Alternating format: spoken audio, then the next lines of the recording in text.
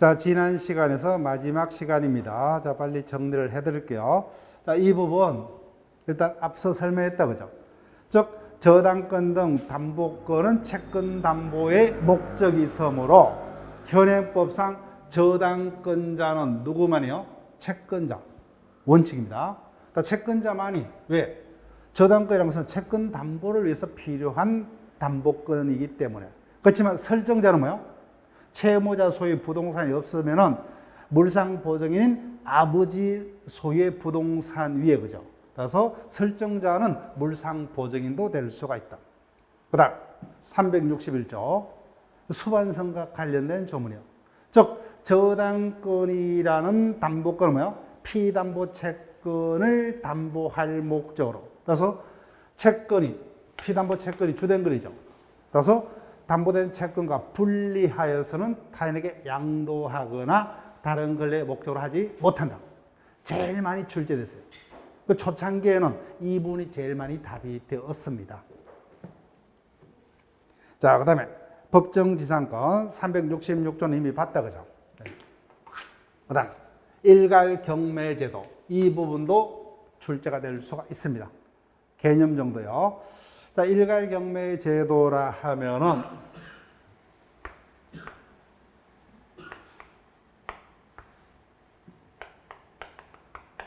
갑 소유 토지와 건물이 있습니다. 근데 저당권자가 뭐요?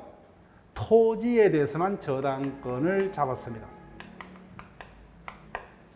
그 저당권이 실행되죠. 근데 각각 다른 자가 경락을 받아버렸어요. 그러면은 이 경우에 법정지상권이 성립할 수 있는 경우가 아니라면, 그죠? 아니라면 법정지상권이 성립하게 되면은 건물 소유자가 지상권을 취득하기 때문에 문제가 없어요. 근데 법정지상권이 성립하지 아니한 경우라면 어떻게 돼요? 건물은 철거해야 됩니다. 철거해야 돼요. 근데 이와 같은 불이익을 막기 위하여 이와 같은 일괄경매제도라는 걸 둡니다. 즉 토지를 목적으로 저당권을 설정한 이후에, 즉 토지에 저당권을 설정할 당시에는 뭐요? 건물이 없었어요. 그러면 그 이후에 건물이 지어지더라도 건물 소유를 위한 법정지상권은 성립할 수가 없어요. 자세한 요건을 우리가 본 이론 강에서 다룹니다. 그때는 건물에 대한 법정지상권은 성립할 수 없어요. 따라서 그 이후에 지어진 건물은 철거될 운명이에요. 철거하기보다는 뭐요? 이자가 토지뿐만 아니라 건물도 아울러 경매로 넘겨서 한 사람이 모두 다 경락받으면 철거할 필요가 없죠. 그에 따라서 인정되는 제도입니다. 따라서 그 설정자가 토지의 건물을 축조한 때는 저당권자는 객체이 뭐요? 토지뿐만 아니라 아울러 건물도 함께 경매를 청구를 한다. 할 수 있다는 거 있다. 그러나 우선 변제는 뭐요? 자신이 담보로 잡고 있는 토지에 대한 경매 대가라면 우선 변제를 받을 수 있을 뿐 건물에 대한 경매 대가로부터는 우선 변제를 받을 수 없다. 그래서 여기는 조문 플러스 판례를 하나 더 추가해서 기억을 하면 좋습니다. 자, 공동저당. 우리 일반적으로 은행에다가 저당을 잡히면 뭐요? 공동저당이요. 즉 아파트를 저당으로 잡히고 오죠. 그러면 내가 거주하고 있는 건물 부분만 아니라 대지 부분도 같이 적어져. 이를 공동저당. 일반적으로 공동저당이요. 하나의 동일한 채권을 담보할 목적으로 여러 개의 부동산이가 설정된 저당권을 공동저당이라 하고, 일반적으로 우리가 아파트를 저당으로 잡힌다고 하죠. 공동저당이요. 건물 부분 플러스 토지까지 저당권이 설정됩니다. 또 한 번요. 일반적으로 건저당이요. 내가 은행으로부터 7천만 원을 빌립니다. 그럼 일반적으로 은행은 얼마까지를 저당으로 합니까? 1억까지, 그죠? 1억까지.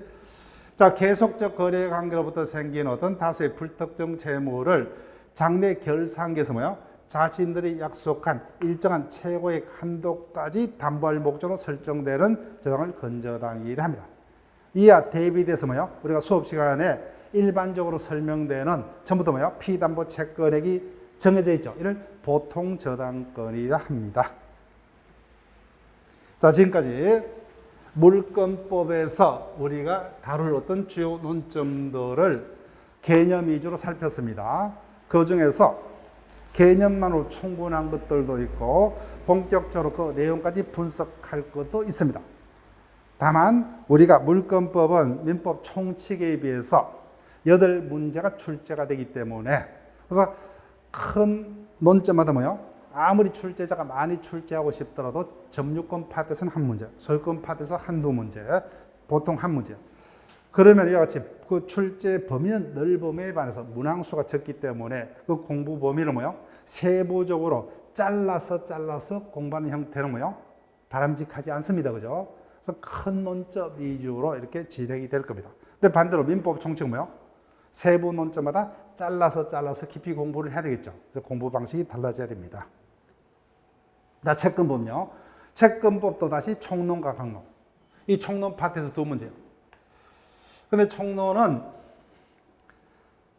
솔직히 이야기를 하게 되면 뭐요? 총론 파트는 제 개인적으로 봤을 때는 우리 시험 범위에 속한다는 자체가 문제가 있습니다. 네. 이 부분은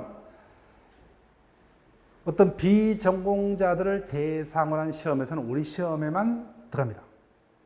나머지는 다 전공자 시험에만 범위로 들어갑니다. 그만큼 이 부분 힘들어요. 근데 다만 다행스러운 게 두 문제예요. 두 문제. 그래서 이 부분은 일단은 뭐요? 욕심을 내지 아니한 상태로 접근합니다. 그래서 쉽게 우리도 접근할 수 있는 파트 위주로만 수업에 진행할 거예요. 어차피 뭐요? 아무리 열심히 공부한다 하더라도 나머지 파트는 힘듭니다. 안 돼요. 가성비가 쉽게 말하면 없어요. 자, 그럼 채권이란 개념은 항상 뭐요? 물건과 대비해서 생각하면 돼요. 즉, 내가 채권을 가지고 있다면 그 채권은 누구에게만 행사를 할 수 있다? 채무자에게만. 그래서 특정한 채권자가 특정한 의무자인 채무자에서 뭐요? 약속한 일정한 행위를 요구죠. 청구하고. 이때 채무자 행위를 급부라 합니다. 굳이 외울 필요는 없어요. 요구하고. 그래서 이행하면 뭐요? 그로 인한 이익을 자기 것으로 수령할 수 있는 채권자가 가지는 권리를 채권이라 합니다. 그 채권은 누구에게만? 채무자에게만. 다른 자에게는 자신이 가진 채권을 직접 행사는 못합니다. 그다음 채무의 명.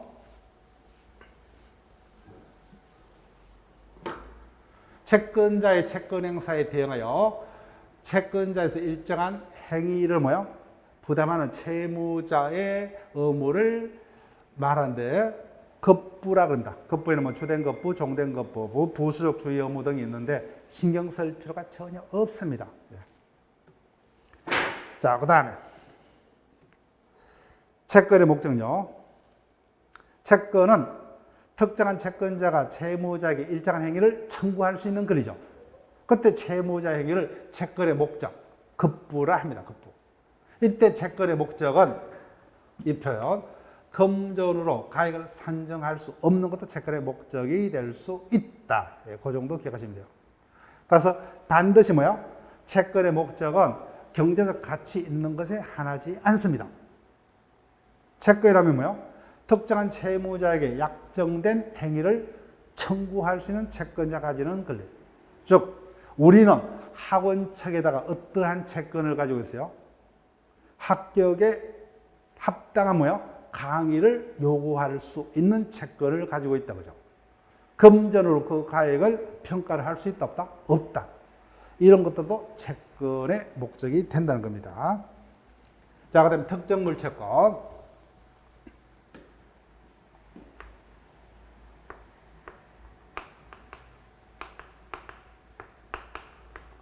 갑을 간에 중고차 매매가 있었습니다.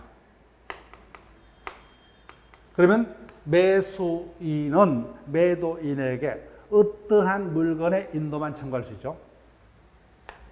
요거죠, 그죠? 이와 같이 특정한 물건만이 급부의 목적으로 정해진 채권을 특정물 채권.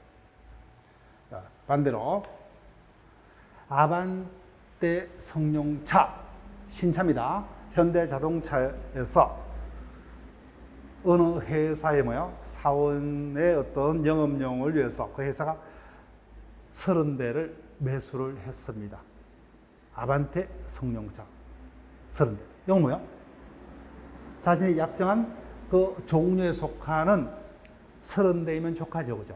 따라서 일정한 종류에 속하는 일정량의 물건을 인도를 목적한 채권을 종류 채권이라 합니다. 그 특정물 채권의 반대가 뭐예요? 불특정물, 그죠? 불특정물 채권 중에 하나를 종류 채권이라 합니다. 자, 금전 채권. 일정에게 금전의 지급을 목적한 채권이다, 그죠? 이자 채권 넘어가시고, 선택 채권이 한 번 출제가 되었던 적이 있습니다. 자, 선택 채권이라면 여러 급부 중에서 선택권자의 뭐야? 선택에 의해서 정해진 급부를 현실적으로 청구할 수 있는 걸 선택 채권.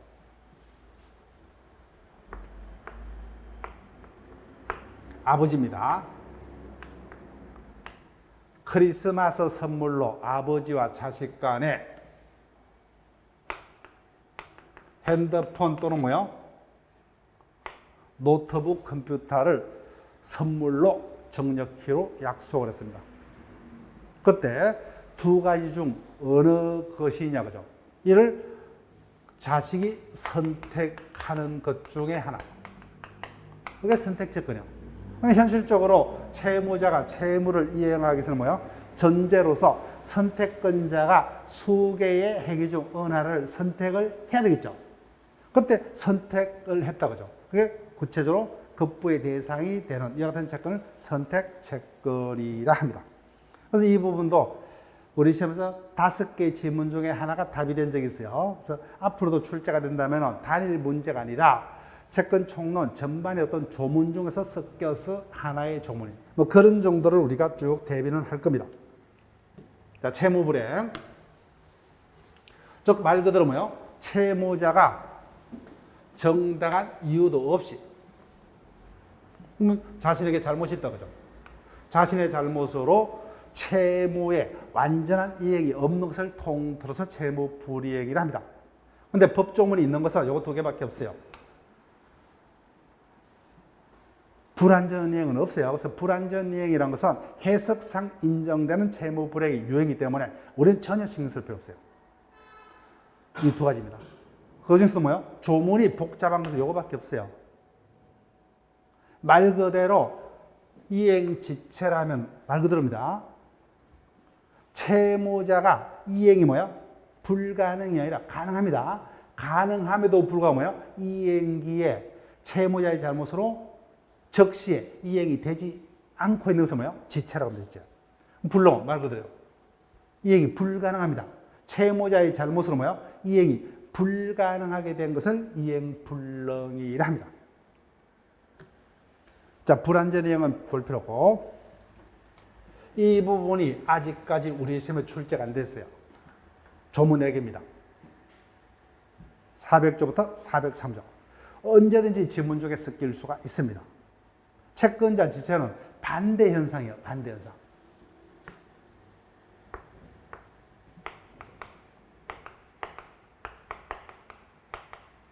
가별 간에 중고차 매매 계약이 있었죠. 계약은 몇 개입니까? 한 개죠. 그죠? 계약이 하나입니다.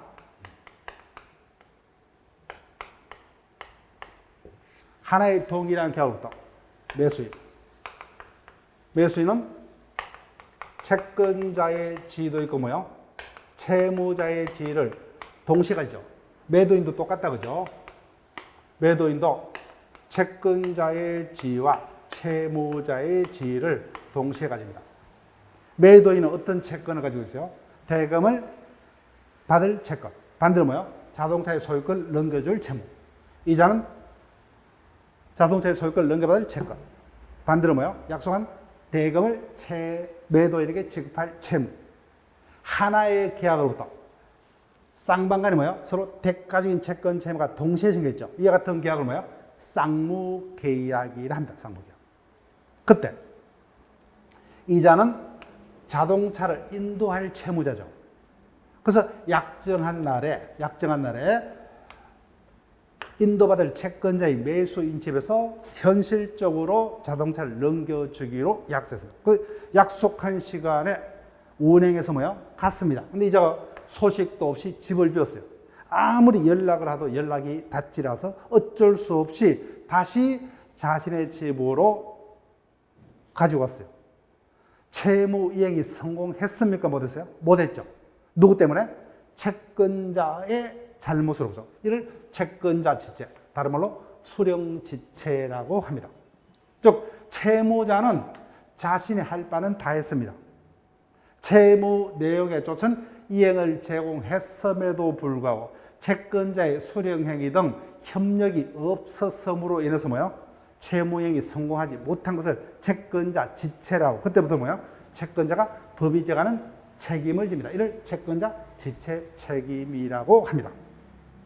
조문 문제 그 이상 아닙니다. 자, 볼게요. 그래서 채무자가 채무를 불이행했죠. 그때는 아무리 채권자가 힘이 세더라도 채권자는 뭐예요? 자신의 육체적인 힘을 가해서 채권을 실행할 수 없죠. 그죠?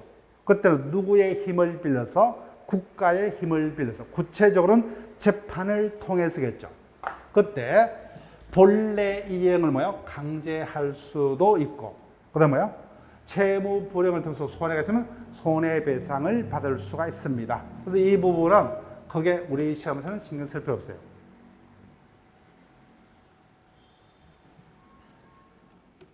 자, 그 다음 가실상계요. 그래서 채무 불이행으로 채권자에게 손해가 생겼죠. 그럼 손해배상을 받을 수가 있습니다.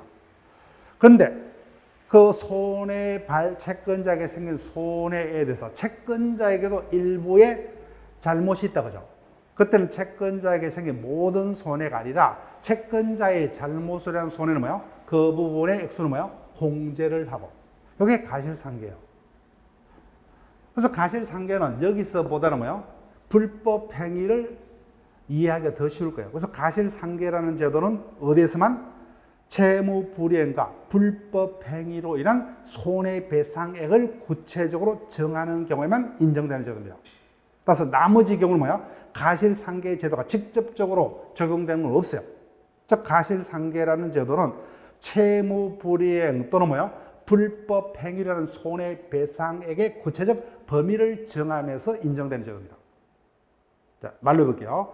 자동차 운행자가 신호 위반, 가속을 통해서 뭐요? 행인을 치어 다치겠다. 행인에게 1억 원의 손해가 발생했습니다. 그런데 행인도 뭐요? 무단 횡단의 잘못이 있어요. 그래서 계산해 보니까 피해자인 행인에게 발생한 1억 원의 손해에 대해서 30%의 가실이 인정이 됐다. 그러면 가해자인 운행자는 피해자인 행인에게 발생한 1억 손해 중 처음부터 얼마만 배상하면 좋겠다? 7점. 피해자의 잘못을 한 30%는 뭐예요? 공제. 이를 가실상계. 따라서 이 두 가지 경우. 손익상계는 반대 현상이에요. 이 부분은 크게 신경 쓸 필요가 없습니다. 자, 그 다음에 손해배상액의 예정. 이 부분도 조문 정도는 기억하셔야 돼요. 398조에서 인정됩니다. 그래서 채권자가 채무자의 채무 불이행을 한 손해배상을 받기 위해서는 뭐예요? 채권자가 우리가 본격적으로 이론 시간에 배우겠지만 채권자가 뭐예요? 일정한 사실을 입증해야 돼요. 첫 번째, 채무 불이행 사실. 엔더. 그로 인해서 뭐예요? 자신에게 손해가 생겼고 그 손해액이 구체적으로 얼마다 입증을 해야 돼요. 상식적으로 입증이 쉽다 어렵다? 어렵죠. 그죠? 따라서 이 부분을 두고 다툼의 여지가 있기 때문에 미리 뭐요? 당사자 사이에 채무자가 채무를 불이행하면 얼마를 뭐요? 손해배상으로 할 것을 미리 약속할 수 있죠. 이를 손해배상액 예정제도로 하고, 이와 같은 예정이 있으면 뭐요? 채권자는 여기까지만 입증하면 돼요. 이 부분은 이미 약속된 금액이 정해져 있기 때문에 따로 입증할 필요가 있다 없다? 없다. 이와 같은 필요성에서 인정되는 제도를 손해배상액 예정제도라 합니다. 그 다음 대의요. 대의는 대신한다 그런 의미죠. 네. 당연히 상식입니다. 보세요.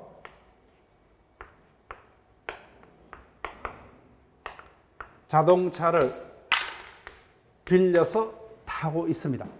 당연히 그 임대차 기간이 끝나면은 반환해야 되죠. 그런데 이자의 잘못으로 자동차가 멸실했습니다. 훼손됐습니다. 그럼 당연히 어른 손해배상 해야 된다 그죠? 내가 주인이요. 손해배상으로 다 받았습니다. 그럼 끝났죠? 그러면 객체인 자동차는 당연히 누구게 됩니까? 손해배상한 채무자께 돼야 되겠죠. 이를 손해배상자의 대위라 합니다. 네. 자, 책임재산의 보전제도. 채권자 대위권, 채권자 취소권. 이 부분이 출제 가능성이 많은 부분은 이 부분이에요. 바람직하지는 않지만 2번 정도 출제가 됐어요. 이 부분은 한 번 질문화된 적이 있어요. 당분간은 시간적 텀이 있을 겁니다. 그런데 수업 시간은 채권자 대위권 용어는 쓸 거예요. 자, 다시 한번.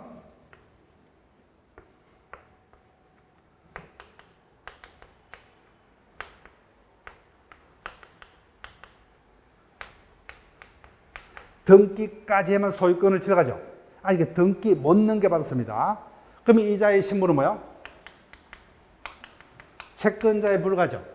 다 샀기 때문에 어른 누구에 대해서 갑에 대해서 이전 등기해 줄 것을 청구를 할 수 있다 그죠. 이와 같은 채권은 누구에게만 주장합니까? 채무자인 갑에게만 그죠. 따라서 이자에게는 주장할 수 없죠 그죠.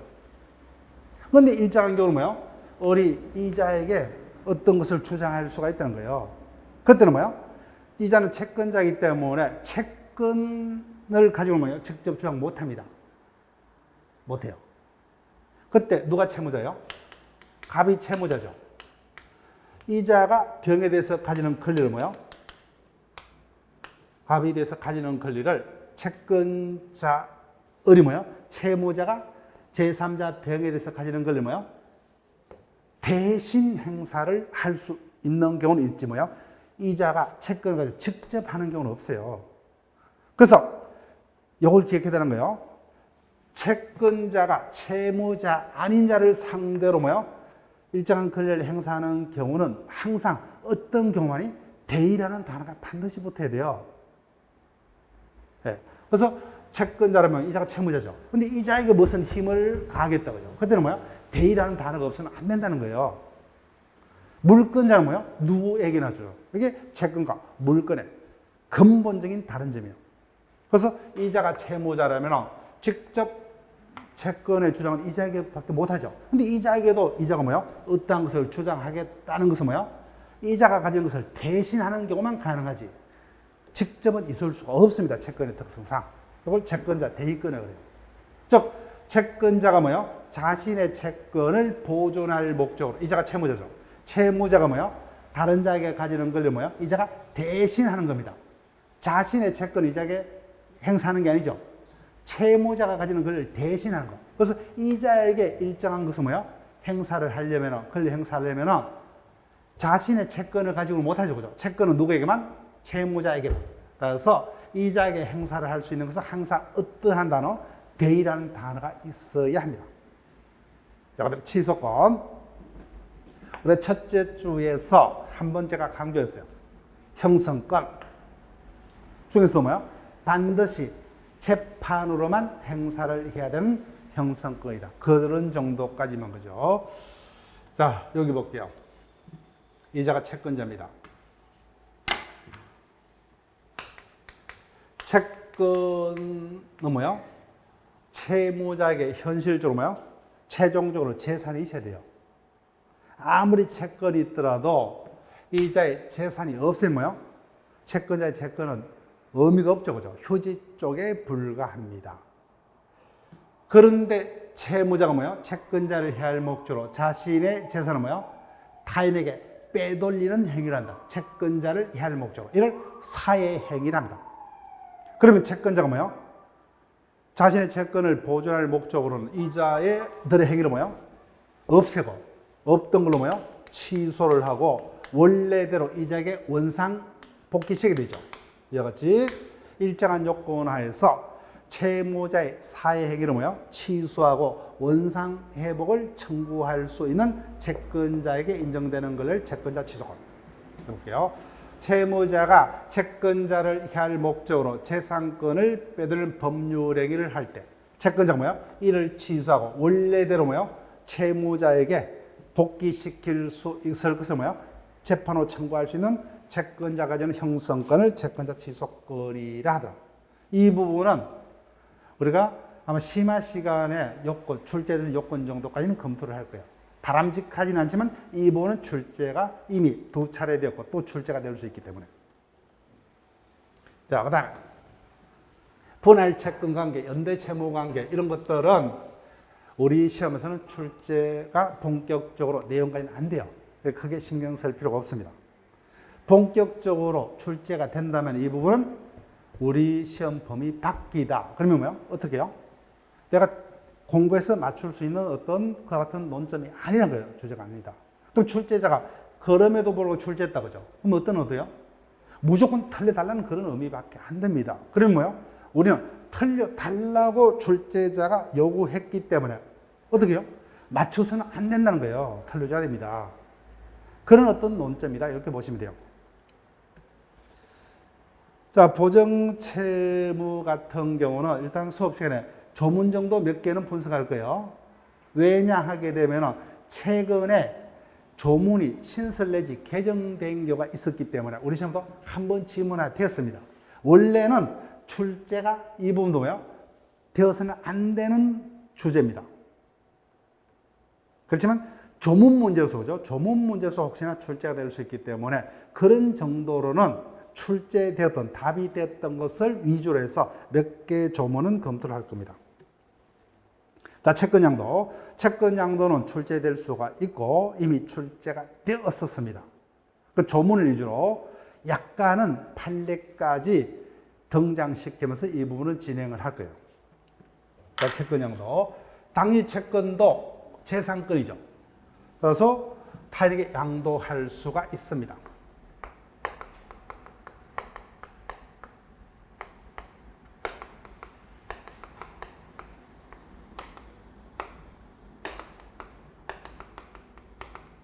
원래 채무자 의뢰에서 1억 받을 채권을 누가 가지고 있었죠?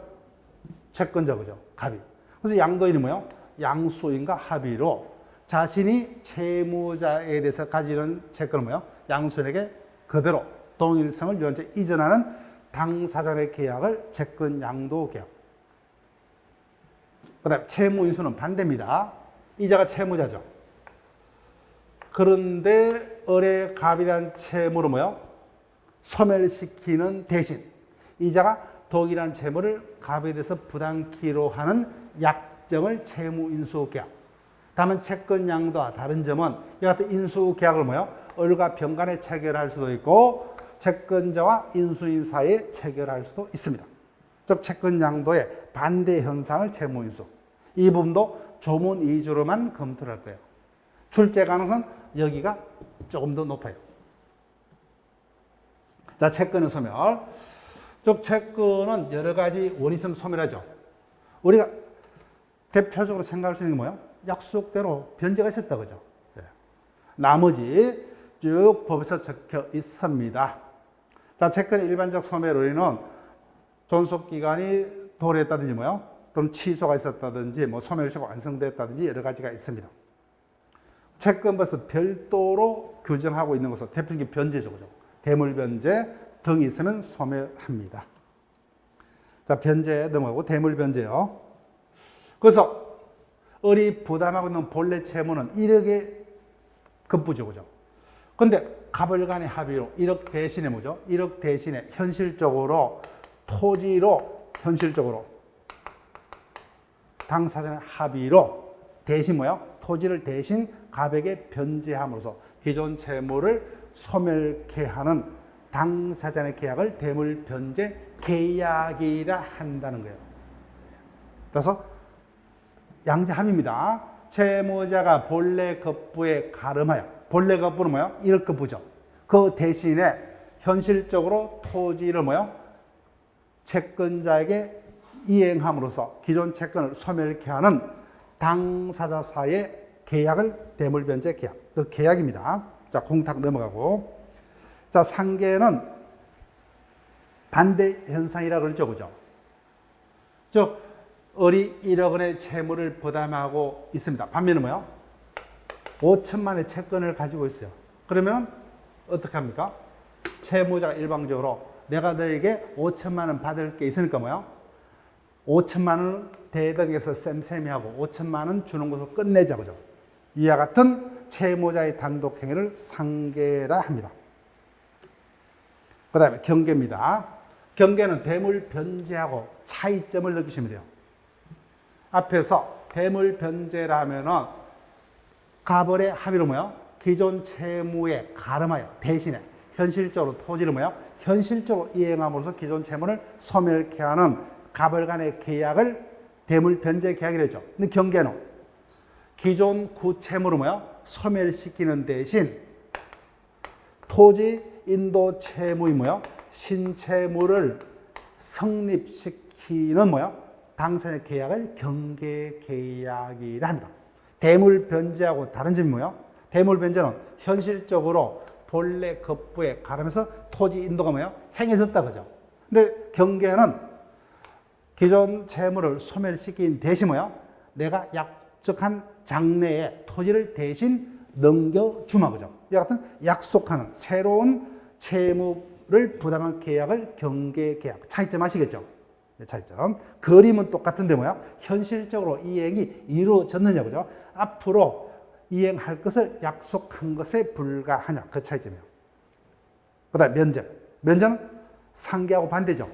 채권자가 안 받겠다 그죠? 예. 혼동은 이미 설명을 드렸다 그죠? 예. 혼동은 물건과 채권의 공통적인 소멸 사유 중에 하나입니다. 자, 채권 강론요. 앞에서 쌍무 계약을 설명했죠, 그죠? 자동차 매매 계약이 있었죠. 계약은 하나죠, 그죠? 매매 계약이 성립하면은 일방만이 채권을 가지고 채무를 부담하는 게 아니죠, 그죠? 하나의 동일한 계약으로부터 갑도 뭐야? 을에게 채권을 가지고 을도 갑에 대해서 채권을 가진다, 그죠? 그래서 이 같은 상호간의 채권 채무는 서로 동일한 동일한 계약 관계로부터 발생했으므로 서로 대가적 의존 관계에 있다, 그죠? 이와 같이 동일한 하나의 계약으로부터 쌍방이 서로 뭐야? 대가적인 채권 채무를 부담하는 계약을 쌍무 계약이라 합니다. 반대로 뭐요? 일방만이 상대방에서 채무를 부담한다, 그죠? 이를 편무라 합니다. 자, 대표적인 게 이거는 이해하겠죠? 정려와 사용대체다, 그죠? 정려는 공짜로 무상으로 재산권을 이전하는 상대방에서, 그다음에 사용대사는 뭐예요? 공짜로 상대방에서 일정 기간 빌려서 사용계약서 약정 계약이죠. 예, 현상 광고는 모른다, 그죠? 예. 현상 광고라는 것은 수업 시간에 개념 정도만, 우리 시험 범위가 아니에요. 그 단어만 기억하시면 돼요. 단어만. 자, 유상계약 보세요. 그래서 을이 자신의 재산을 상대방에게 내어놓는다, 그죠? 그래서 이것을 법적으로 출연한다, 그죠? 근데 무상이 아니라 상대방으로부터 대금을 받기 때문에 서로 대가적인 재산 출연을 하죠, 그죠? 이와 같은 계약을 유상계약이라 합니다. 유상계약. 근데 반대로 일방만이 상대방에 대해서 뭐야? 재산을 출연하죠. 이를 무상계약. 정려와 사용대차가 여기 들어갑니다. 그 다음에 낙선계약. 낙선계약은 당사자 간의 계약 성립은 뭐예요? 당사자 간 합의만 있으면 계약이 성립합니다. 이게 원칙이에요. 합의만으로 성립하는 계약은 낙선계약. 그런데 요물은 뭐예요? 하나가 더 붙어요. 합의 플러스 그죠?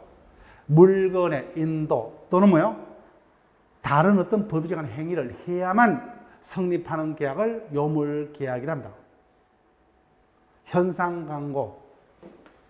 그다음에 뭐예요? 이미 봤죠, 그죠? 대물 변제는 합의 플러스 뭐예요? 현실적으로 다른 급부의 이행이 있어야 되죠.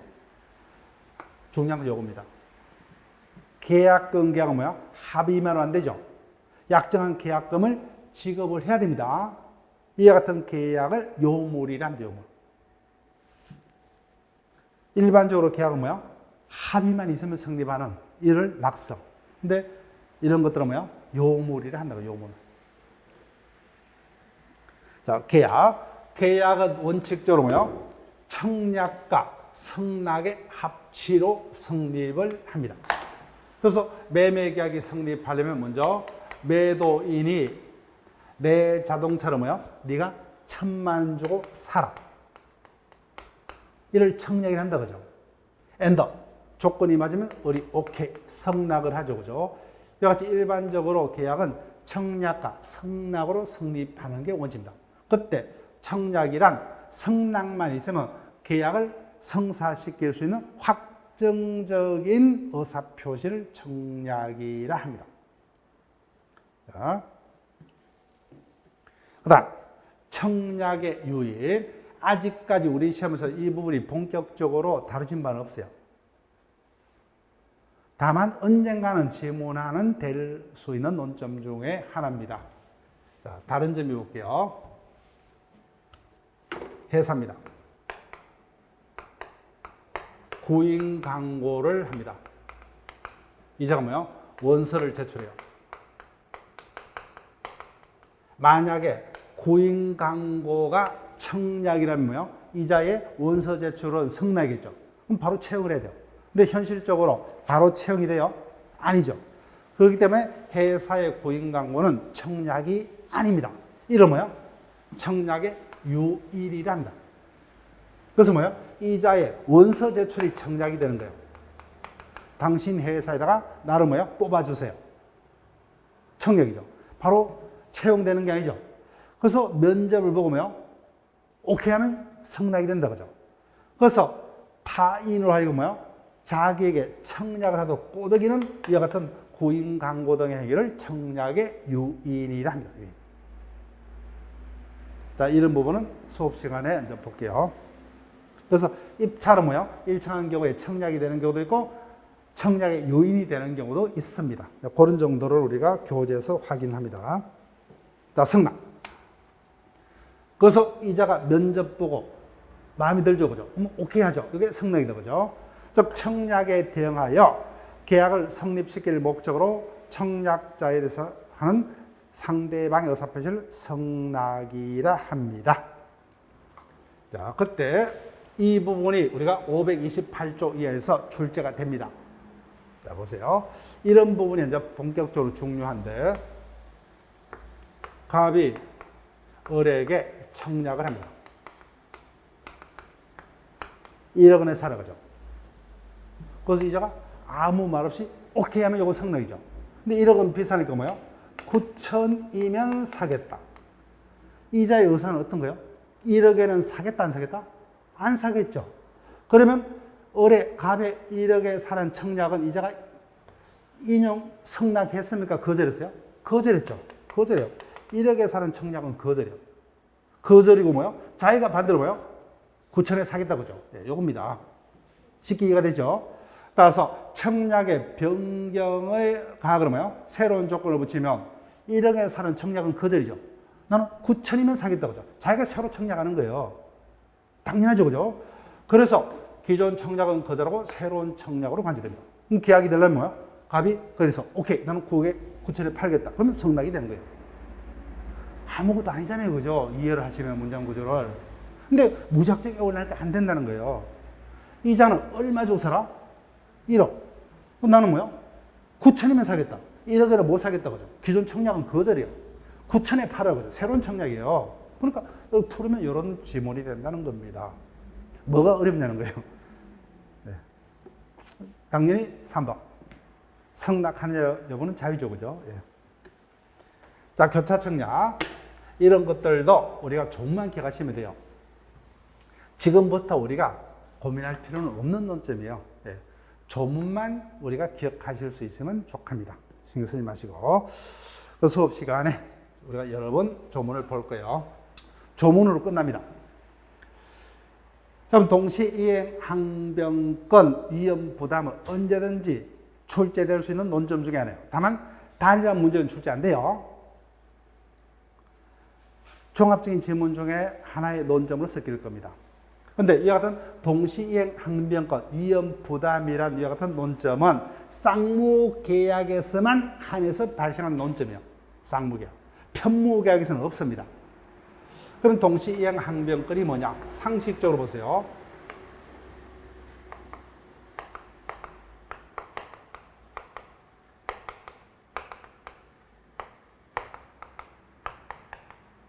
천만을 대금으로 하여 갑을 간에 중고차 매매가 있었습니다. 나로 볼게요. 나는 갑으로부터 자동차를 인도받기 전까지는 대금을 지급할 필요가 있다 없다? 없죠.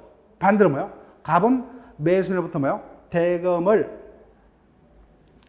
받기 전에 뭐요? 약속한 자동차를 넘겨줄 필요 없죠. 즉 하나의 쌍무계약으로부터 대가적인 채무권 채무가 쌍방 모두에게 생기고 뭐요? 공평의 원칙상 일방은 뭐요? 타방이 자신에 대해서 부담하고 있는 채무 이행을 제공할 때까지는 뭐요?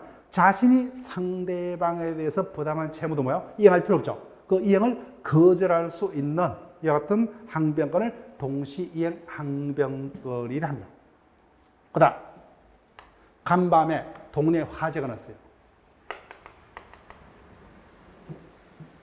쌍방 모두에게 잘못이 없죠. 그때 내가 매수입니다. 이와 같은 경우도 약정한 대금을 지급해야 돼요. 결론을 알고 있다 그죠. 자동차를 못 넘겨봤는데 내가 약정한 대금을 지급할 필요가 없죠. 그죠. 이를 위험의 부담 문제라 합니다. 즉 쌍무계약의 당사자 일방의 채무가 쌍방의 책임 없는 사유로 후발적으로 이행이 불가능하게 됐다 그죠. 그때 상대방의 채무의 운명이 어떻게 될 것이냐, 이게 위험의 부담 문제인데 결론 지급할 필요 없죠. 그죠. 쉽게 말하면 서로서로 꼭 계약은 없던 게 돼버려요. 근데 이것은 복잡하게 뭐야? 채무자 위험부담주의, 채권자 위험부담주의, 엄청난 용어만 딜딱 힘들게 할 거라는 거예요. 상식적으로 뭐야? 이자는 자동차를 넘겨받을 채권자죠. 이자는 뭐야? 자동차를 인도할 채무자죠. 당연히 이와 같은 사태 있으면 이자는 자동차도 잃어버리고 대금도 받는다 못 받는다? 못 받는다 그죠. 그 모든 위험을 뭐야? 이자가 부담한다. 이를 채무자 위험 부담. 디립당 뭐야? 용어만 힘들어요. 상적으로는 없던 게 돼버려요. 없던 게. 이자도 대금 지급 의무를 면한다 그죠. 그래서 갑은 을에게 대금 지급을 청구할 수 있다? 없다. 이렇게 된 겁니다. 자, 해제로 갑니다. 자, 해제 파트는 매번 출제가 돼요. 취소권자가 취소하면 법률회의가 소급해서 모여야 되죠. 똑같습니다. 해제권자가 계약을 해제를 하게 되면 계약은 소급해서 없던 게 됩니다. 다만 해제는 앞에다가 뭐야? 계약자가 붙어져 그죠. 법률행위 중에서도 계약에만 인정되는 특유한 제도. 취소는 뭐야? 모든 법률행위에 다 인정되는 제도입니다. 다만 그 원인에 따라서 뭐야? 법정해제와 약정해제 두 가지가 있습니다. 다만 취소권이 단독행위듯이 뭐야? 여하튼 해제권도 단독행위요. 형사권. 법정해제는 법률 규정에 의해서 채권자에게 발생한 해제권. 약정은 뭐야? 당사자 약정에서 해제권자에게 발생한 해제권. 당시 시험은 뭐야? 여기를 위주로. 여기는 조문도 없다 그죠? 그래서 대비되는 몇 가지 판례 논점만 기억을 하시고 이 부분을 집중적으로 다룰 거예요. 그래서 법정 해제는 채무 불이행을 이유합니다. 그래서 이행 지체가 있으면 뭐예요? 일정 요건에서 채권자가 계약을 해제할 수가 있다. 자세한 내용은 지금부터 볼 필요 없어요. 그다음에 이행이 불가능하다 그죠? 본래 이행이 불가능하죠. 그럼 당연히 채권자는 뭐예요? 당연히 해제할 수가 있다. 자, 해제를 하게 되면 계약은 처음부터 소급해서 그죠? 무효가 됩니다. 취소하고 똑같죠, 그죠? 없던 게 돼버려, 없던 게 됩니다. 그러면은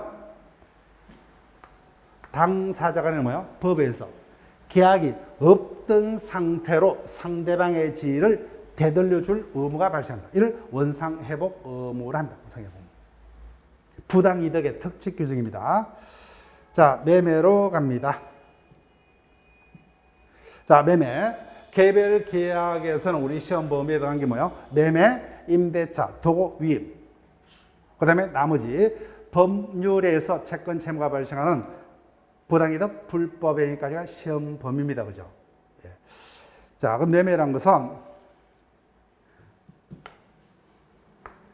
가불간에 자동차 매매가 있었죠.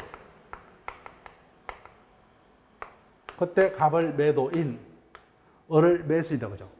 그러면 매도인이 자신의 재산권을 매수인에게 이전할 것을 약정하고 반대 당사자의 매수인이 뭐예요? 그 대가로 대금을 매도인에게 지급할 것은 뭐예요? 약정만 하면 성립한다. 그죠? 예, 낙성계약. 대가가 있으니까 뭐예요? 유사. 쌍방 모두가 뭐예요? 어종관계는 채권 채무를 지니까 뭐예요? 쌍무계약에 해당합니다. 자, 그 다음에 매매 예약, 예약한결권 이런 것들은 쭉 넘어갑니다. 그 다음에 계약금은 출제가 될 수가 있습니다. 이미 출제가 됐어요. 그런데 이미 설명했다. 그죠? 계약금은 합의만으로 부족하고 현실적으로 계약금을 지급했는데, 그죠? 요물계약. 그래서 자동차가 1,000만으로 매매 대금이 정해졌습니다. 그럼 일반적으로 매수인이 계약일 날 10분의 1을, 그죠? 10분의 1을 계약금 명목으로 가볍게 지급하겠죠. 그래서 계약을 체결할 때 1방이 상대방에 대해서 교반은 금전기타 유가물을 계약금이라고, 계약금 계약은 뭐야? 합의 플러스 계약금의 지급이죠. 요물계약입니다. 이 부분이 우리 시험 출제됐어요. 당연히 뭐야? 매매계약이 본계약이고 계약금 계약은 그 본계약에 부수해서 체결한 종된 계약이죠. 그럼 조정이니까 뭐야?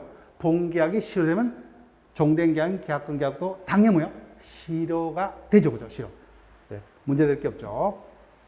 자, 나머지는 우리가 수업 시간에 볼 겁니다. 그래서 계약금이 수수되면 일반적으로 우리 법상으로는 해약금으로 봅니다. 해약금.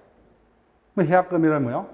일방이 이행에 착수할 때까지 매수인이 계약금을 지급했죠. 그럼 계약금을 포기하고 없던 걸 할 수도 있고, 반대로 매도인은 뭐예요? 받은 계약금 100을 돌려줘서 뭐예요? 계약을 없던 거로 할 수 있다. 이와 같은 성질을 해약금이라고 합니다. 그래서 일반적으로는 해약금으로 법은 추정을 합니다.